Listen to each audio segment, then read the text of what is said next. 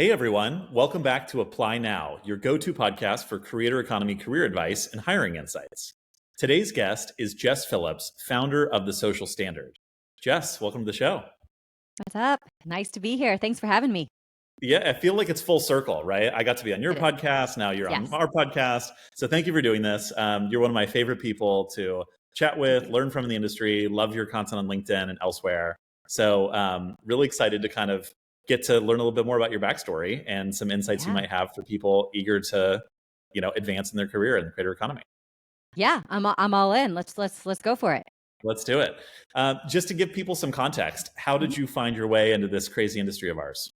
It is interesting. So out of school, I actually went into finance. I did investment banking and then I did private equity. And while I was in PE, I always knew I wanted to be an entrepreneur, but Pinterest actually came up. It was kind of just sort of starting to find its way into the ethers of the internet. And I thought, you know what, this is the platform. Like, I love this platform. It's going to be huge. I'm really interested in it. So I actually tried to reach out to Ben and get a job like early on. I think they were still in his like garage or his bedroom or whatever. And unfortunately, he did not respond. So I actually ended up taking 7 months off with my now husband. We traveled, we backpacked for that whole time all over the world. And I came back, moved to LA. Yeah, it was awesome. I totally recommend it for anyone. And we came back to LA and I ended up meeting, I don't know if you're familiar with Mike Jones from MySpace, but of course. I ended up getting introduced. Yes, exactly. So I got introduced to him and he had in his portfolio a company called Hello Society. That was focusing on Pinterest influencer marketing. So I joined as employee number 2 and took off that way. So I got in with Pinterest. It was just a different way of kind of getting in and monetizing it. So we actually represented all of the top Pinterest influencers exclusively. Did that for a couple of years, had a great time doing that. I mean, which was like totally groundbreaking at the time because people talk today about Pinterest influencer marketing. And this was what, like 10 years ago, 8 years ago? Oh, at least. Yeah. It was like, it was 15 years ago. Exactly. It was wild. It was, we still had to educate people on what it was to be an influencer. Yeah. People didn't really understand it. And so that was fun. And I think that's part of the reason why I love the space is because education is something that I really sort of love myself. But yeah, so we went out, we did that, myself and the CEO. Kyla. We grew the business. Kyla, exactly. Yeah, Kyla. I met her way back in the day. And you took the whole journey all the way through to the New York Times acquisition? Yeah, so I ended up, so we were running that. We had an absolute blast running this company too. It was so much fun because at this time it was like Maker and Fullscreen and DBA and us pretty much. So we were really sort of leading the charge and that was a lot of fun. And then I ended up leaving a year before we sold to the New York Times because I wanted to run something on my own. And I really thought Instagram was sort of the next thing at that time. So I said, all right, well, I can either do that here or I can do that on my own. I thought, this is my time to do it. And I was about to turn 30 and I really wanted to start my own company before 30. So I left, started The Social Standard. And the idea at that point was like, look, it was nuts at Hello Society. We were not like great partners for brands. We basically said, this is the price. This is what we got to do. And you sort of have to pay it. And it was totally a reasonable thing to do at the time. But as I thought, this industry is going to mature. And I think that we need to have certain standards in place. We need to have long-term partnerships. It's better for creators. It's better for brands. It's better for the creator economy as a whole, which we didn't call it the creator economy then. But it just made more sense to be long-term, to be partnerships, to create interesting stuff, right? For sure. So the Social Standard started as an idea that I wanted to set the standard in the space of influencer marketing. So that's where the name comes from. All right. That's I where like the it. name comes from. Very good. Yeah, exactly. So fast forward to 2023, we've been doing B2C stuff forever. We had really great clients, I would say, Adobe, Fiat Chrysler, Hinge, Fetch, lots of really wonderful B2C clients that I was really, really grateful for. And I just thought, I think I see the next standard that we can set is in the B2B space. And so last year we launched the B2B division. That's when you and I really kind of got connected. Super excited about LinkedIn and YouTube and all the sort of avenues that B2B is going to for sure really kind of shake up. Newsletters and podcasts like this. I mean, everything. We're kind of going through a moment in which people are fully realizing the power of professional, these B2B creators, right? Like it didn't exist 10 years ago. I mean, you had authors, you had speakers, but not in the same way that they are accessible to you through social or through content like a newsletter or podcast that you have today. That's right. And they're so much easier to find now than they were 10, 15 years ago. Yeah. Right. So even if they did exist, finding them almost impossible. But yeah, there's just so much to be had, I think, in the B2B space and B2B industry in general. It's just ripe for a shakeup. That stuff's been dry and boring for too long. And I think that there are a lot of really awesome marketers who are ready to do some more edutainment, entertainment style content. And I'm here for that. And you play in this space, right? So you're a founder, you run an influencer marketing business, but you also create content. You have a podcast, you publish a newsletter, you create content regularly on LinkedIn. What is it like for you to exist on both sides of that spectrum? Awesome.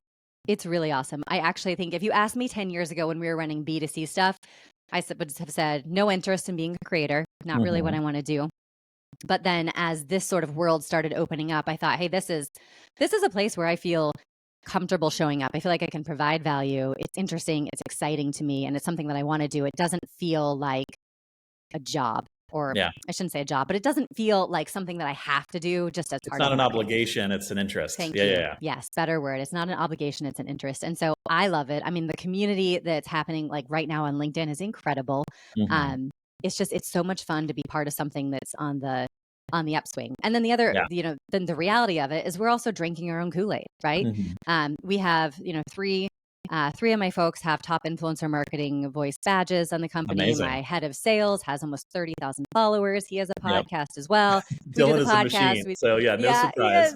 He is. So, so we really drink our own Kool-Aid, which I think is important because if you're going to go out to, especially a B2B brand and say, here are all the things that we think you should be doing. That is a much more palatable piece of advice if you are also doing them yourself. Yeah. You guys walk the walk, right? Yeah, exactly. And I just think people respect that a lot more. And then they come to us for advice as well in terms of saying, hey, I wanted to launch a podcast. I say, great, go get set up on Riverside. Here are a few editors that are going to be great. Do you want a booker to book talent for you, which is not something that I use, but it's something I actually talked to somebody the other day who does it professionally for Conan O'Brien and CNN.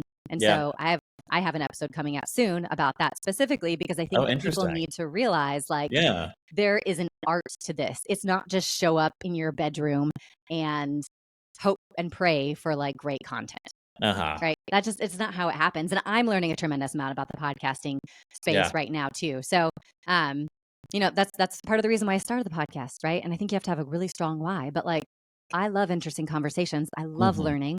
And there's so many awesome people out there doing incredible things who I want to talk to selfishly. So I said, great, let's get on and record it. And I'll share it with all of my brand clients, and our audience too. And everyone can learn along the way.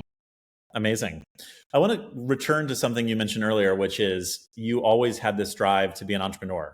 What was that? Was it something innate when you were a kid? Is it something that runs in your family? What's the backstory? It definitely runs in my family. So whole history of entrepreneurs.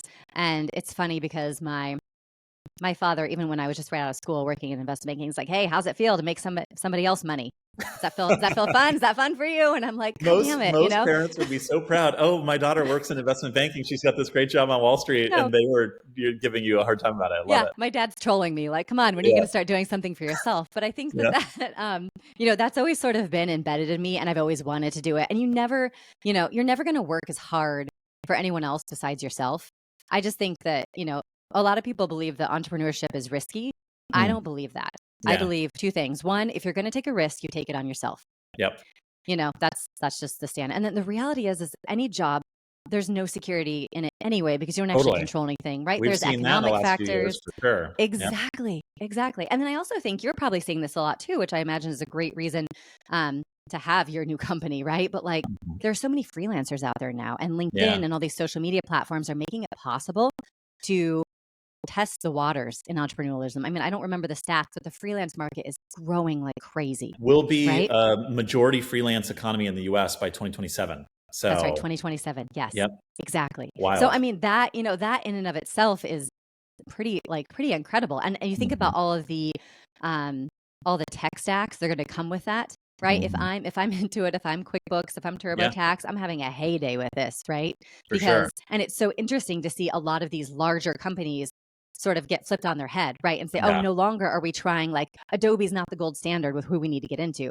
We actually can make the same amount of money by targeting all of these SMBs. I mean, even Facebook is saying that basically when they, restrict their account management personnel. And they're realizing, it doesn't really matter. You can do most of this with AI. And SMB customers are really interesting because they are such like do-it-yourselfers that they just don't require as much like hand-holding and like sort of bells and whistles as a lot of larger accounts do. Yeah, for sure. Yeah, on there's a cultural shift that's happened, right? I remember my grandpa worked for IBM for 30 years and retired with a pension, right? And my dad, in his lifetime had 3 or 4 major companies that he worked for, but long tenures for the most part at each. Sure. And, in my career, I'll probably work for 50 companies, right? Or, it's like how quickly that has shifted. And you're right that the cultural norms, especially for younger audiences, are changing. So employers are changing their stance, but also Gen Z, Gen Alpha are kind of growing up in a world in which they expect to be more entrepreneurial or have side hustles or, kind of drive their own success rather than climb the corporate ladder. So that's certainly reflecting the work that we do at Creator Economy Jobs, right? It can be challenging to, how do you brand yourself? How do you navigate to the next opportunity? How do you build your network? And it was shocking to me that, even though our industry is maturing, it's still relatively young and it's hard to find great talent, right? I talk to founders every week who are like, hey, we need to hire a head of marketing or engineers, salespeople. Where do we find them? And you can post a job on LinkedIn, but you get a bunch of noise. You can use a job board like Indeed. You need to find people with experience and the right kind of credentials and ethos. And so anyway, that was the impetus for us, is like, we just want to be the one-stop shop to bring everybody together and make that easy. Yeah. And the niche of it makes a lot of sense, right? It's just, that's fantastic. And, another thing too, you think about, okay, freelance economy is going up, but one of the things that I think historically has been very limiting for people to go out on their own or be a freelancer, start their own company is insurance, medical insurance and benefits. That I think is a space that has been ripe for shakeup for about 20 years. However, I think what I'm seeing now is a lot of those medical cost sharing programs that are coming up that are much more affordable. So even people who are, if it's not just solopreneur, if you're a solopreneur but you also have like 3 kids, you can still afford to do this. Yeah. Right. There are ways that these things can happen. So I think that's another really interesting part of it. Most likely driven by sites like Fiverr, yours, and others that are, allowing people to make good money that's not just a side hustle. Yeah, for sure. What do you recommend for people who are just starting out in their careers today, particularly in the creator economy, in terms of getting experience or, figuring out, what they want to do with their professional life? Yeah, I think, my sort of subset of like general advice to anyone who's getting their start in today's economy, it's different because of all the remote work. And that's always sort of been my concern with younger workers, is that remote work, I just don't think works for them. I know a lot of people think it does, but in the grand scheme of things, you miss out on a lot of conversations that you could easily stumble upon in an office. Training, right? Education, 100%. Exactly. That's where all that learning comes from. So what I tell people is like, look, you're not going to solve that problem. You're not just going to take someone who's 100% remote and get them to go back in the office. So instead, what I really encourage people to do in any job really is to, book time with their people, get on the phone, actually call someone. I know that's not a thing in 2024, but get on the phone, have conversations and be social. Get off of Slack, get off of text messages, get off of email. That's not where you build relationships. Your job is to be a voice for yourself, right? And have those communication points, build your network, build your relationships. That is the most crucial thing that anyone can do ever. That advice, I think, transcends any decade, right? For sure. I've also heard people advocate that, when you're young, you should go seek out the places where there is more opportunity, right? So if you want to work in the creator economy, maybe you should be in LA or New York, right? Just because the incidence rate of you running into more people, building relationships. I mean, I've been here 15 years now, and so many of the people I've met, it's kind of like, oh, just coincidental, or we run in the same circles, or you meet people. And so, it's hard to replicate that unless you seek it out, or you try to go, towards where the action is happening. Yeah, I definitely think that's true. Like if I back up to when I started the Social Standard, I would spend a lot of time in New York. Because that's where the influencer sort of epicenter was for a while. And then over the course of, a couple of years, it naturally gravitated towards LA, where I think it still resides. So I do think that makes sense. I think the reality, though, is it's hard to make that it's hard to make entry-level salaries work in Los Angeles. For sure. And if you look at what COVID did, it spread people out across the country, right? I was in Los Angeles for almost 10 years. Now I'm in Nashville. There's a great influencer marketing community in Nashville. So I actually started a meetup last month with a lot of local women in influencer marketing, not the organization, but my own sort of thing. So we're connecting there. I know Austin is another huge epicenter. There are people everywhere. And I think what's really interesting is that there are influencers everywhere, creators everywhere. And so you can build that network. I don't want to say almost anywhere, but in a lot of different places that are outside of Los Angeles. And I think that that's one of the big benefits that in the last couple of years have afforded us.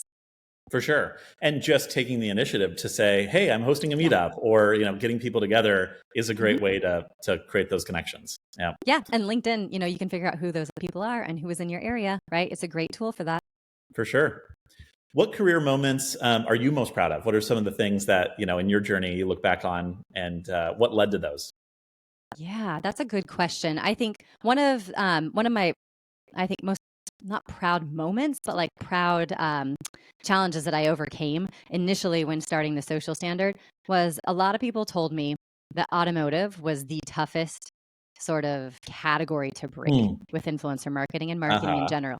And so I said, well, I'm going to break it. And so I focused, on that category, and it took me a year to get in. But then we were off to the races. I mean, I have partnered with every single automotive company out there, and most of them long-term stints. Like Fiat Chrysler was a relationship over 6 years. Buick was over 3 years. It kind of went on this really nice sort of trajectory. So I think when someone tells you this is really hard, don't do it, I say, I think you can go for it, and sometimes make it that's work. the best opportunity. And then you've got a moat because everyone else is too afraid to tackle it. Yep. Exactly. So, stick with it. I always think that's the best advice. And I say another very proud moment for me was the first year that I had started the Social Standard. So I only had 2 campaigns in the first 12 months of starting the Social Standard. Only 2. Okay. The first one was Equinox for $30,000. The second one was L'Oreal for $500,000. Okay. And so I did this in my apartment in Santa Monica in my yoga pants, just me.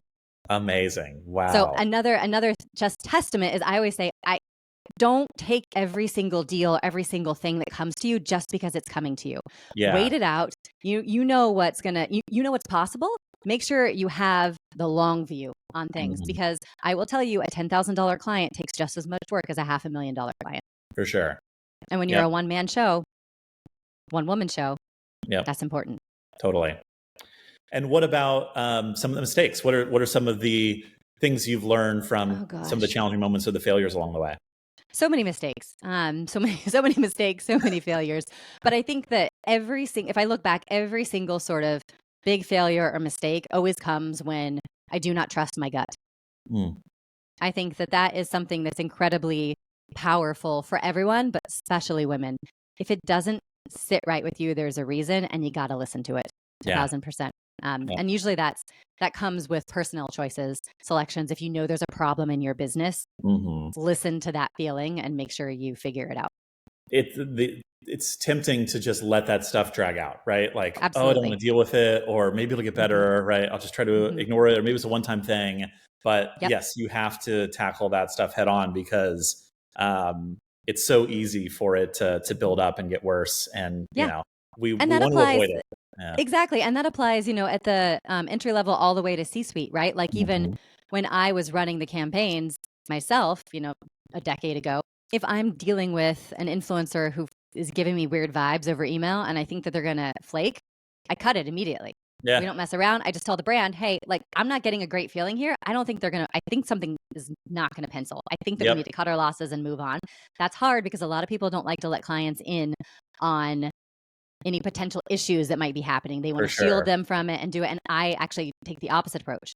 Because the brand will trust and respect you for that. And I think they want you to use your best judgment, and the vibe check is an important thing for sure. The vibe check, exactly. So that would be my recommendation. Nice. What do you look for when hiring, right? Are there ways that you can try to identify some of these things up front, either with people you hire for your business or when you're evaluating influencers you might partner with? Yeah, for sure. So I think when specifically when we're hiring personnel to, internally for the social standard, I always look for that sort of ability to think critically. That Mm. sounds so crazy, but if you can think 2 steps ahead of everything, you're always going to be winning. Right. That's the number one thing. If you are someone who sits back and needs to be told what to do every single second of the day, probably not going to be a great fit for a small company, right? Maybe a better Yeah. fit for a big company. But I always look for that gumption. Yeah, the people who can be proactive and are comfortable navigating the ambiguous environment, right? Yes, I remember I exactly. worked for a small startup, and we hired a woman, and she quit either her first day or her second day. She was, and good for her. She was just like, nope, this is very much not for me. Like, I want the instruction manual, and I will like do the task to the T. Some people are like that, and then other people are like, oh, like, yeah, this big amorphous project or task you need me to figure out. Sure, like I'll go chase it down. So finding those people is so important. Yeah. Yes, it definitely is. I think that's definitely well said. And the other thing too, I would say, is we always, in our reviews in private equity, one of the lines that I've used to date is that they reviewed on is, does this individual display confidence without being cocky? And I think that is a huge barometer for us as well. Yeah, for sure. What's next for you and for the social standard? What are you excited about? We touched on B2B influencer marketing, but any other cool things or related to that you're focused on this year? Definitely. I mean, I'm definitely all in on the B2B stuff. There's no question. But I think that a lot of my passion for the B2B influencer space comes from a broader excitement for the creator economy. Yeah. Because I really think that the internet is in this transitional moment right now, and social media is at the center of that. There is no question in my mind. And so I think what we call social media at the moment is, social media is not an accurate description for what it is, right? You go onto these platforms, you're there for entertainment, for education, for social cues, for shopping. And so it's morphing at such a rapid rate, it's hard to really sort of quantify or qualify it with one particular word. But creators are at the epicenter of social media. And so to me, what's going to happen in the next 5 years is hard to know, but it's going to be exciting. And I'm all in on figuring it out. Yeah, I love that. I feel like we have some of the best jobs in the world because we get to wake up every day and we empower people to make a living doing what they love, right? And there's something that's just like so special about that 20, 30 years ago, you couldn't just have an idea and make content around it and build an audience and monetize it. There were all these gatekeepers. And so first of all, those barriers have come down.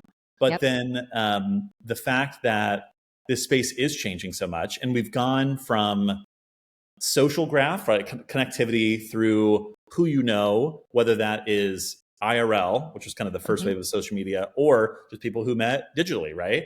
To now we've moved to a content graph where TikTok and now other social platforms are recommending content to you based on your preferences, your interests. And that can change, right? Like I might be using that social platform for something different in the morning than at night. Like maybe I'm looking for recipes and I'm cooking, or, I'm doing shopping, or I'm just, relaxing after work and I want to watch some funny videos, or I want to check out the news. Like the applications and use cases are so broad, but that has become the destination for all of those important things. It's not necessarily TV anymore. It's not, all these other destinations. It's getting bundled together in this new way. Yeah, exactly. I think it's a little bit more like, I would equate it to what the mall used to be when we were younger, right? Because usually there's a movie theater tied to the mall, there's entertainment, there's shopping, there's socialization, maybe not so much education, but no, absolutely. I agree. Very cool. And what do you predict is coming next for the creator economy? If you had to make 2 or 3 predictions for the next 12 months, what would they be? Oh gosh. Well, one of my predictions that I've been saying came true today, but that's that LinkedIn is all about video. And I think that, it's not just LinkedIn. That would be a little pigeonholed. It's B2B. B2B is going to move very quickly because they have the benefit of B2C carving the path. But they're going to move very quickly through influencer marketing. I think it's, where it is right now still feels very much in the infancy. In 12 months, it's going to feel like we've been doing this for 10 years. Yeah. That's probably my largest prediction. And then the second is that I think we're going to move away from this term influencer marketing. And I think we are going to move towards the term influence marketing because there are so many ways that you can influence online these days. And it's just term influencer doesn't really encompass or embody what that really means or how that truly shows up online. And so I see a shift in our vernacular, and I see a shift in a lot of the ways that we continue to operate online. Yeah, that's interesting. The term influencer has different connotations and sometimes can be a bit loaded or pejorative. And so might need a rebrand. Yeah, right. And it's not necessarily reflective or encompassing of all the different people who wield influence, right? Or the ways in which you can exercise influence. So that's interesting.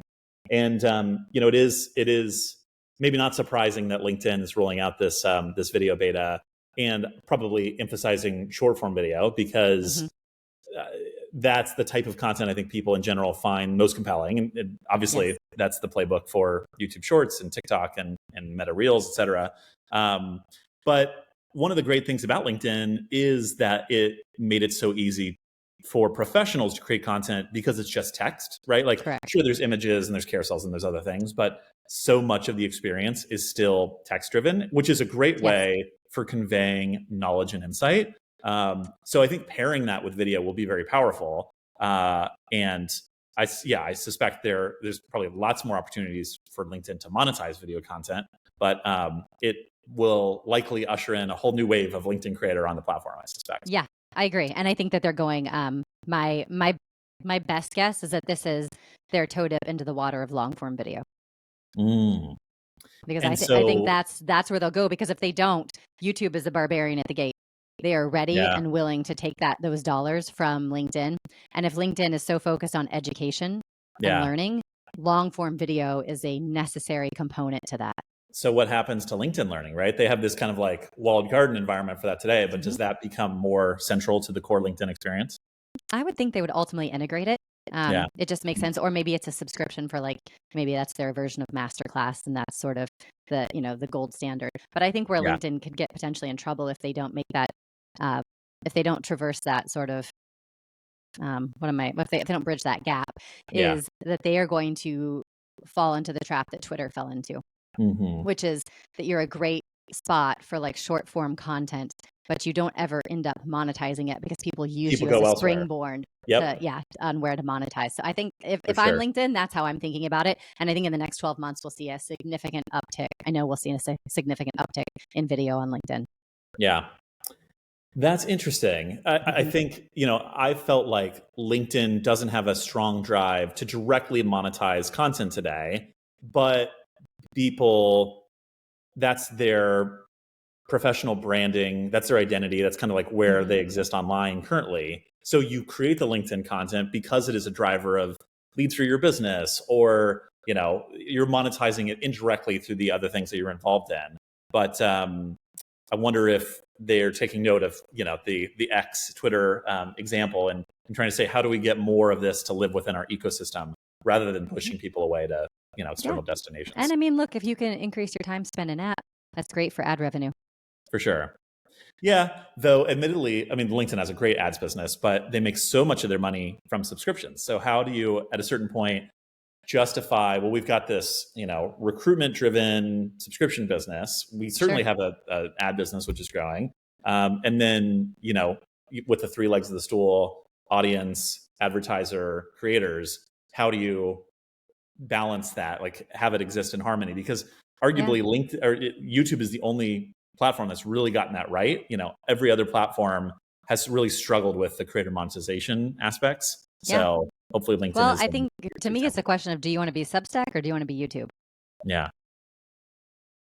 I want to be YouTube. Yeah. I think it solves all the problems, doesn't it? Yeah. So we'll see. Yet to be determined, but that's my vote as of March 27th, 2024. I think that's amazing. Well, great predictions. Awesome to hear more of your background and advice for others who are just kicking off their career in the creator economy. So Jess, thank you so much. Where can people find out more about you and more about the Social Standard? Yeah, definitely. Hit me up on LinkedIn, Jessica Phillips, or check us out at the Social Standard, sostandard.com. Amazing. Thanks again. Great to have you. All right. Thanks, James. Great chatting.